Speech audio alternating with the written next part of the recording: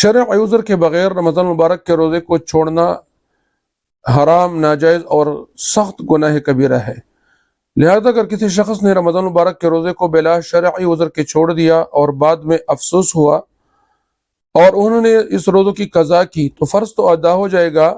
لیکن رمضان المبارک جتنا ثواب نہیں ملے گا۔ حضرت ابو ہریرہ رضی اللہ عنہ فرماتے ہیں کہ اگر کسی نے بغیر عذر یا بیماری کے رمضان مبارک کے روزے کو چھوڑ دیا اور انہوں نے رمضان مبارک کے اندر روزے کو نہیں رکھا، اگر وہ ساری عمر بھر روزوں کی قضا کر لے تو رمضان مبارک کی ایک روزی کی نقصان پورا نہیں ہوگا۔ اس لیے بغیر شرعی عذر کے رمضان مبارک کے روزے کو نہیں چھوڑنا چاہیے، ورنہ پھر قضا رکھنے سے تو فرض ادا ہو جائے گا